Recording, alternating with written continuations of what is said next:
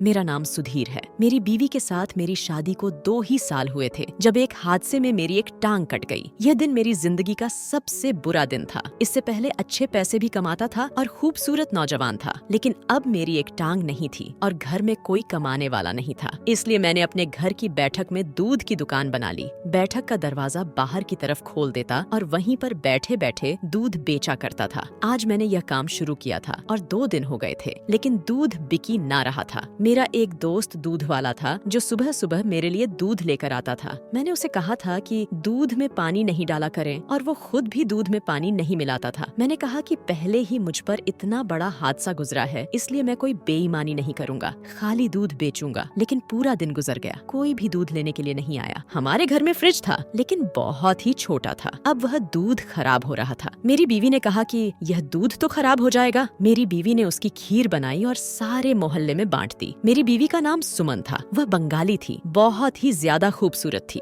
मैं पंजाबी था, लेकिन वह एक बंगाली थी और हमारे घर आपस में एक साथ थे। पुराने मोहल्ले में बस मेरी माँ को वह पसंद आ गई थी। बचपन से ही हमारी उनके साथ जान पहचान थी, आना जाना, एक दूसरे के घर चीजें भेजना, गम और खुशी में साथ रहना। जब मेरे माँ बाप इस दुनिया से गए तो उन्होंने बहुत साथ दिया था। मेरे पापा की आखिरी ख्वाहिश के मुताबिक मेरी शादी सुमन के साथ करा दी। उसके 7 भाई थे। वो लोग वहाँ से शिफ्ट हो गए, वापस अपने गांव में चले गए, लेकिन वह यहीं पर रह गई। उसके पापा ने कहा कि तुम भी हमारे साथ चलो, तुम्हारे माँ बाप इस दुनिया में नहीं रहे हैं और हम लोग वापस जा रहे हैं, क्योंकि वहाँ पर हमारी जमीनें हैं। यहाँ पर हम कारोबार के लिए आए थे, लेकिन मैं वापस नहीं जाना चाहता था, क्योंकि उस वक्त मेरा यहाँ पर कारोबार था। इसके बाद जो मेरे साथ यह हादसा हो गया तो सुमन ने कहा कि अब चलते हैं। तो मैंने कहा कि अब तो मैं बिल्कुल नहीं जाऊंगा, क्योंकि वह सोचेंगे कि अब यह अपाहिज हो गया है तो उन पर बोझ बनने के लिए आ गया है। अब इसकी हम मजबूरी बन गए हैं, इसलिए हमारे पास आ गया है। मैं बड़ा ही खुददार आदमी था। मैंने कहा कि मैं बिल्कुल भी नहीं जाऊंगा, मैं यहीं पर अपना काम करूंगा। अभी मेरा जख्म ठीक से भरा नहीं था, लेकिन मैं कुर्सी पर बैठकर दूध बेचने का कारोबार करने लगा था और कोई काम मुझे आता भी नहीं था। लेकिन दूध बिक नहीं रहा था और उस दूध की हमें खीर बनानी पड़ी। मैं बड़ा परेशान था, क्योंकि इस तरह से तो मामला तो नहीं चलने थे।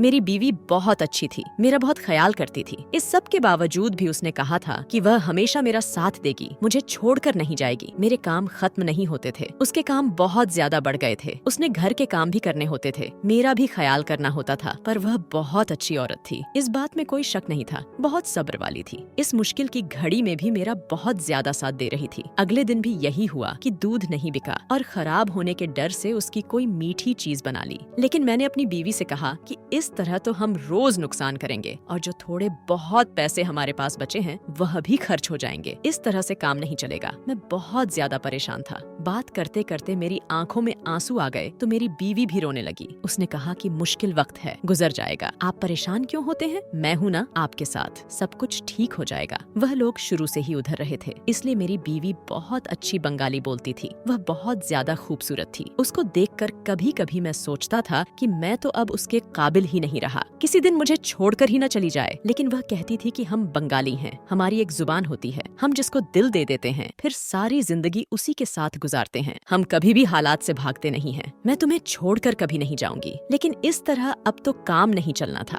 हमें कुछ न कुछ तो करना था। फिर मेरी बीवी ने एक दिन मुझे एक अजीब बात कही, जिस पर मैं नाराज भी हो गया और मैंने उसे कहा कि तुम्हें यह सब करने की बिल्कुल भी जरूरत नहीं है। वह कहना चाह रही थी कि तुम्हारी जगह मैं दुकान पर बैठती हूँ। मैंने कहा कि तुम दुकान पर बैठोगी, ये कौन सी अच्छी बात है, ये ख्याल भी तुम्हारे दिमाग में कहाँ से आ गया। मैंने कहा कि मैं ऐसा बिल्कुल भी नहीं होने दूंगा और तुम्हें इजाजत नहीं दूंगा। मेरी बीवी ने कहा कि दुकान थोड़ी है, यह तो हमारे घर का कमरा है, अगर मैं एक तरफ बैठ जाऊंगी तो हो सकता है कि यह देखकर कि एक औरत दुकान पर बैठी है, औरतें ही यहाँ से सामान लेने के लिए आएं। उसकी यह बात तो ठीक थी कि कोई औरत बैठी हो, औरतें सामान लेने के लिए आती हैं और वाकई दुकान अच्छी लगती है। और यह बात भी ठीक थी कि यह कोई दुकान नहीं थी, यह तो हमारे घर का कमरा था और अपने घर में ही तो बैठी थी, दुकान में नहीं। लेकिन मुझे यह बात फिर भी पसंद नहीं आई और मैंने उससे साफ इनकार कर दिया। उसी दिन मेरा साला मुझसे मिलने के लिए आया। वह थोड़ी देर मेरी बीवी के साथ बैठा उठा, फिर मेरे साथ बैठ गया। मेरी बीवी ने उसके सामने यह बात शुरू कर दी। मैं तो यही सोच रहा था कि वह लोग क्या कहेंगे कि अपाहिज हुआ है, हमारी बहन से काम करवाने के लिए तैयार हो गया है। लेकिन उसने भी कहा कि इसमें कोई मसला नहीं है, अगर यह दुकान में बैठ जाएगी तो वैसे भी हम लोग तो शुरू से यहीं पर रहे हैं। औरत का फर्ज बनता है अपने पति का साथ देना। अगर वह आपका साथ दे रही है उसमें क्या बुरी बात है? अगर यह आपका साथ नहीं देगी तो कौन आपका साथ देगा? हम तो अभी भी आपको कहते हैं कि हमारे साथ चलें। हम समझ सकते हैं कि अगर आपकी खुददारी यह बात कबूल नहीं करती तो फिर जो करना है वह आप दोनों ने खुद ही करना है, दोनों मिलकर करें। हमें तो कोई मसला नहीं है, हम तो किसी को बताएंगे भी नहीं। मेरे साले ने मुझे अच्छी तरह समझाया। फिर मैंने कह दिया कि ठीक है, मैं उसको इजाजत दे देता हूँ। वह वहाँ से जाने लगा तो जाते जाते उसने बहन से कहा कि अगले हफ्ते फिर आऊंगा। मैंने कहा कि सब ठीक है क्योंकि वह यहाँ पर रहता नहीं है, फिर इतनी दूर से हफ्ते बाद आएगा। तुम्हें क्या उससे कोई चीज मंगवानी है? मेरी बीवी ने कहा कि नहीं, ऐसी कोई बात नहीं है। दरअसल उसका भी यहाँ पर कोई काम होता है, चक्कर लगाता रहेगा। वह कह रहा था कि मिलने के लिए आ जाया करूंगा। मैंने कहा कि चलो ठीक है, अच्छी बात है, क्योंकि मैं तो अभी सफर की हालत में था। नहीं, डॉक्टर ने मुझे मना किया था, अभी तो मेरा बेड रेस्ट था और मुझे तो पता भी नहीं था कि मैं ऐसी हालत में सफर कैसे करूंगा, कैसे उसको उसके मायके वालों से मिलवाने के लिए ले जाऊंगा। कम से कम 12 से 14 घंटे का सफर बनता था। अगले दिन सुबह मैंने अपने दोस्त से दूध मंगवाया और अब तो मेरे पास अगले दिन का दूध मंगवाने के पैसे भी नहीं थे। अगर आज भी यह दूध नहीं बिकता तो फिर कल हम पता नहीं क्या करते, क्योंकि हम लोग वैसे ही नुकसान में जा रहे थे। मेरी बीवी पहले सारे मोहल्ले में से फिर कर आई थी। उसने कहा कि मैं औरतों को बताने जा रही हूँ कि मैंने दूध की दुकान बनाई है, क्योंकि औरतें ही यहाँ पर आएंगी और हमारा सामान बिक जाएगा। थोड़ी बहुत पब्लिसिटी तो करनी पड़ेगी। वह 2 से 4 घरों ही गई थी, फिर वापस आ गई और फिर मेरी बीवी बैठ गई और उसने मुझसे कहा कि मेरे लिए दुआ करें, सब कुछ ठीक हो जाएगा। थोड़ी देर के बाद एक ग्राहक आया, उसने दूध लिया तो मेरी बीवी बहुत खुश हुई। मैंने उसे कहा कि एक ग्राहक से काम नहीं चलेगा, लेकिन मैं थोड़ी देर के लिए अंदर चला गया और 2 घंटे बाद मेरी बीवी वापस आई तो मैंने कहा कि क्या हुआ, थक गई हो ना, यह काम नहीं होगा हमसे, हमें कुछ और करना होगा। लेकिन उसने सारा का सारा दूध बेच दिया था, पैसे मेरी झोली में डाले और कहा कि बिक गया है सारा। तो मैं हैरान रह गया कि 2 घंटे में सारा दूध बिक गया। मुझे लगा मजाक कर रही है, लेकिन फिर उसने मुझे बर्तन लाकर दिखाए जो वह धोने के लिए लेकर जा रही थी। बर्तन तो बिल्कुल खाली थे और पैसे भी उतने ही थे जितने उस दूध के बनते थे। मैंने उसमें से प्रॉफिट निकाला तो 2500 का प्रॉफिट हुआ। मेरी बीवी ने कहा कि 1000 रुपए मुझे दो, मुझे आटा और तेल लेकर आना है, और वहाँ से चली गई। मैं हैरान रह गया कि इतनी जल्दी सारा दूध कैसे बिक गया। अब रोज यही होता था, मेरी बीवी दुकान पर बैठती दूध बेचने के लिए तो 2 से 3 घंटे में ही दूध बिक जाता था। उसके पास औरतें भी आती थीं और मर्द भी दूध लेने के लिए। लोग काफी खुशी खुशी दूध ले जाते थे। हमारे रोज के 2 से 3 हजार बचने लगे। फिर इसके बाद हमने ज्यादा सामान मंगवाना शुरू कर दिया, फिर ज्यादा बचत होने लगी। मेरा साला भी हर हफ्ते आता था, वह भी इस सब से बहुत खुश था। उसने कहा कि मुझे आप दोनों पर गर्व है कि आप लोगों ने अपनी जिंदगी में आए हुए इतने बड़े हादसे से इस तरह से लड़ाई की है कि हाथ पर हाथ रखकर नहीं बैठे। नहीं तो लोगों के साथ हादसा हो जाता है तो वह हाथ पर हाथ रखकर बैठ जाते हैं और रिश्तेदारों की तरफ देखते हैं कि कोई हमारी मदद करे, लेकिन आप लोग फौरन अपने पैरों पर खड़े हो गए। यह बहुत अच्छी बात है। वह भी बहुत खुश था, हर हफ्ते आया करता था। लेकिन एक दिन ऐसा हुआ कि मैं सो रहा था। जिस वक्त मेरा साला आया वह थोड़ी देर बैठा, उसके बाद यह सोचकर जा रहा था कि मैं सो रहा हूँ तो मेरी नींद न खराब हो। लेकिन मैं जाग गया और मैंने कमरे के दरवाजे से देखा, वो लोग बिल्कुल सामने निशाने पर खड़े थे और उसने मेरी बीवी को भरकर किसी चीज का थैला दिया। जैसे ही मैंने उनको आवाज दी, मेरी बीवी ने फौरन अपने दुपट्टे में वह थैला छुपा लिया और वहाँ से दूसरे कमरे में चले गए। वह चीज रखने के लिए उन दोनों को शायद पता नहीं था कि मैं उनको देख रहा था। दरवाजे से दूसरे कमरे के दरवाजे के पास का मंजर साफ नजर आ रहा था और वह दोनों ही वहाँ खड़े थे। मेरी बीवी घबरा गई और उसने अपने भाई को इशारा किया कि बस तुम चले जाओ यहाँ से। वो दरवाजा खोलकर चुपके से निकल गया। मैंने पीछे से आवाज दी तो मेरी बीवी थोड़ी देर बाद वापस आई और बोली, क्या बात है? जाग गए? मैंने कहा कि अनूप चला गया। बैठा नहीं, मैं सो रहा था तो मुझे जगा देती, मुझे उससे 2-4 बातें करनी थी। मेरी बीवी ने कहा कि नहीं, आप सो रहे थे। उसने खुद ही कहा कि जगाओ नहीं, आपकी तबीयत वैसे भी ठीक नहीं रहती है। वैसे भी वह अपने काम से आया था, थोड़ी देर बैठकर चला गया। मैंने कहा कि कोई चीज लाया था क्या? तो मेरी बीवी ने कहा कि नहीं, उसने क्या चीज लानी थी? आपके लिए फल लाया था, मैंने फ्रिज में रख दिए हैं। जबकि मुझे अच्छी तरह याद है कि जो चीज उसने मेरी बीवी को पकड़ाई वो फल तो नहीं थे। वैसे वो बहुत अच्छा था, हर दफा मेरे लिए फल फ्रूट लाता था ताकि मेरी थोड़ी सेहत बन जाए। लेकिन जो चीज चीज उसने बीवी को पकड़ाई थी वो फ्रूट नहीं था। मेरी बीवी ने इस बात का जिक्र नहीं किया। मुझे शक पड़ गया कि मेरे साले ने मेरी बीवी को क्या चीज दी थी। कहीं वो मेरी बीवी को पैसे तो नहीं दे रहा। मुझे मेरे ससुराल वालों के पैसे नहीं खाने थे। मैं कोई बेगैरत इंसान नहीं था, लेकिन थैले के साइज को देखकर तो नहीं लगता कि उसमें पैसे हैं, क्योंकि अगर इसमें पैसे होते तो फिर तो लाखों के पैसे थे।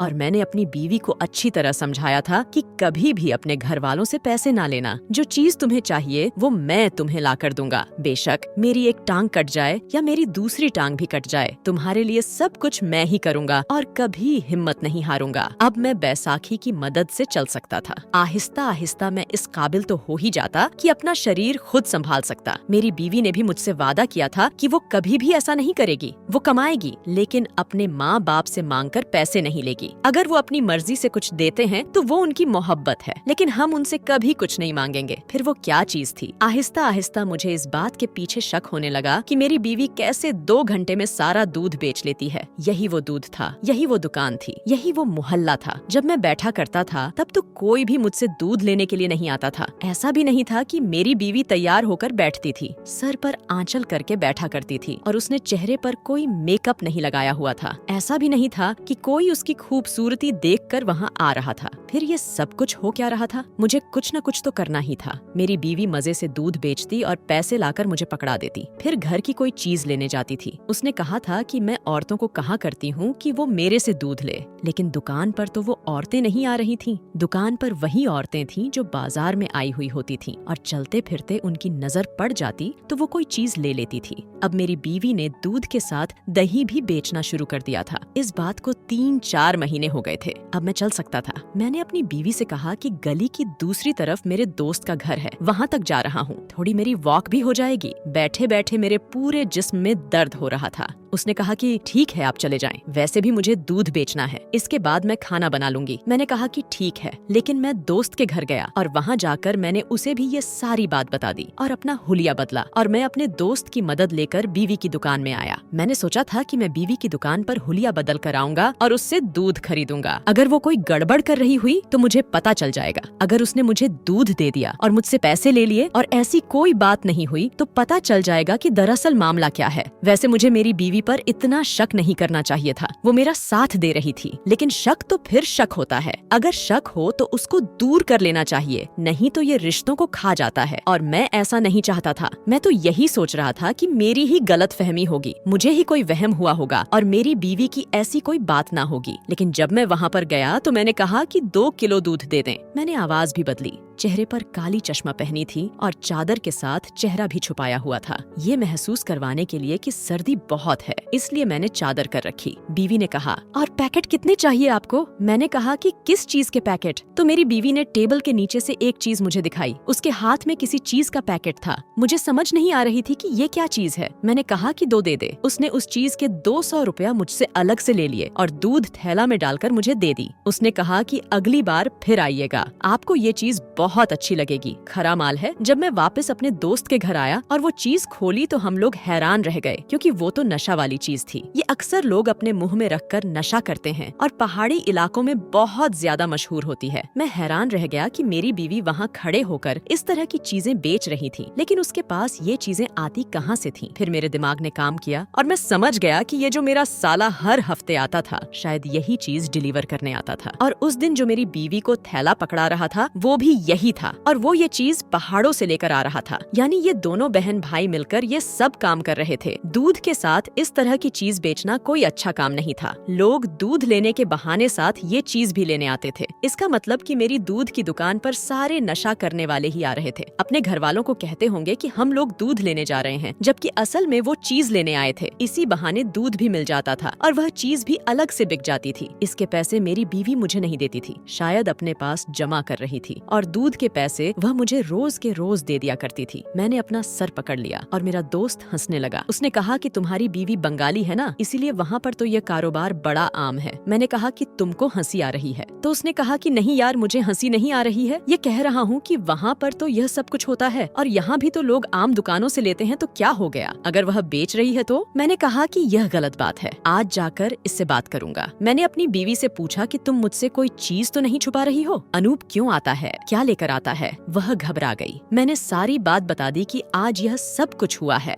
और मुझे पता चल गया। मेरी बीवी ने सारा कुछ कबूल कर लिया। उसने कहा कि आपने 3-4 दिन बैठकर देखा, कोई ग्राहक नहीं आया, हमारा नुकसान हो रहा था। मैंने यह बात अपने भाई से की तो उसने मुझे यह सलाह दिया। उसने कहा कि वहाँ से सामान ले आऊंगा, ये चीज वहाँ पर बहुत ज्यादा सस्ती मिलती है और यहाँ पर बहुत महंगी बिकती है। वही मुझे यह सामान देने के लिए हर हफ्ते आया करता था। मेरी बीवी बीच में रुक गई। मैंने उसे गुस्से से देखा और मैंने कहा कि पूरी बात बताओ, बोलती जाओ कि क्या किया है तुमने। मेरी बीवी ने कहा कि जिस दिन मैं पहले दिन दुकान पर बैठने लगी थी, उस दिन घरों में जाकर मैंने यही बात की थी, क्योंकि मुझे यहाँ मोहल्ले का पता था कि किस घर में क्या होता है। कुछ लोग यहाँ पर बंगाली भी हैं, उनसे भी मैंने जाकर बात की थी। उन्होंने कहा कि हम लोग जरूर आएंगे। इसके बाद मैंने यह काम शुरू कर दिया। एक बंदा ऐसा आया, फिर उसने सबको यह बात बता दी। उस इलाके का माल तो यहाँ पर मिल जाए तो लोग बहुत ज्यादा खुश हो जाते हैं। उनके लिए तो सोना है सोना, लेकिन बहुत ही खरा होता है। मैंने अपनी बीवी को गुस्से से देखा तो उसने नजरें झुका ली।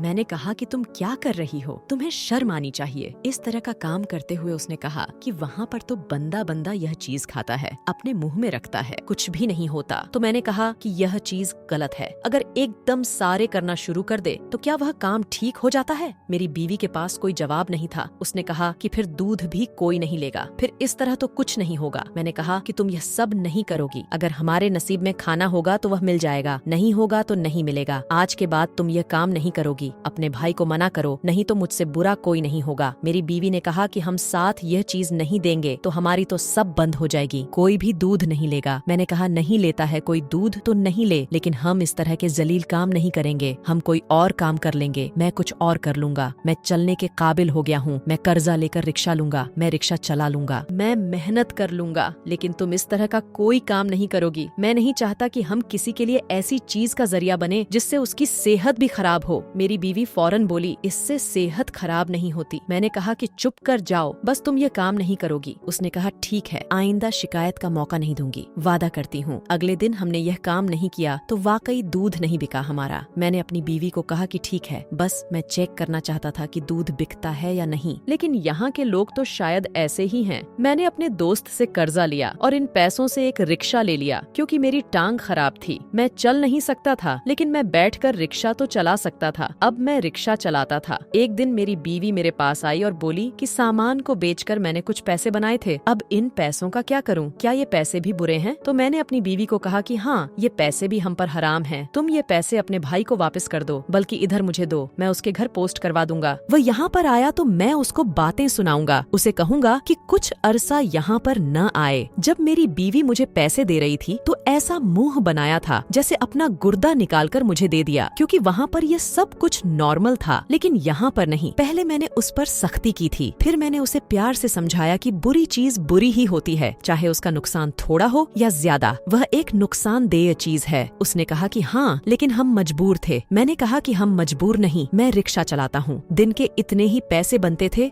जितना दूध बेचने से बनते हैं। जिंदगी अच्छी जा रही थी, सब कुछ ठीक था। मैंने एक अस्पताल में बात की, उन्होंने कहा कि वह मेरी टांगे भी लगवा देंगे और फिर मैं अपने कदमों पर चल भी सकूंगा। अगर हम बुरा काम करना चाहें तो फिर हमें बुरा काम करने के रास्ते मिल जाते हैं, लेकिन अगर हम अच्छा काम करना चाहें तो भी हमें अच्छा काम करने के रास्ते भी मिल जाते हैं। बस यह हमारी अपनी मर्जी होती है। इंसान के सामने हमेशा दो रास्ते हैं, एक सही और एक गलत, लेकिन उसे हमेशा वही रास्ता नजर आता है जो उसको आसान लगता है। लेकिन हमें आसान रास्ता नहीं चुनना, हमें सही रास्ता देखना है। मैंने अपनी बीवी को समझाया और वह भी इस बात को समझ गई, वरना घर में पैसे आते मुझे क्या बुरे लग रहे थे। मैं तो अपाहिज था, मेरे लिए तो पैसे कमाना मुश्किल हो गया था, लेकिन मैंने फिर भी अच्छाई की और सही बात का साथ दिया। और इस बात की मुझे खुशी भी हुई और इनाम भी मिला कि एक बहुत बड़े आदमी ने मदद के तौर पर मेरी टांग लगवा दी। इसके बाद मैं अपनी पुरानी नौकरी पर फिर से जाने लगा, जो कि ऑफिस जॉब थी, और मेरी जिंदगी वापस वहीं पर आ गई जहाँ से मैंने शुरू की थी। दोस्तों, उम्मीद करती हूँ आपको हमारी कहानी पसंद आई होगी। कहानी पसंद आई है तो वीडियो को लाइक करें, चैनल पर नए हैं तो चैनल को सब्सक्राइब करें और हाँ, नोटिफिकेशन को जरूर दबाएं ताकि अगली अपडेट सबसे पहले आपको मिले।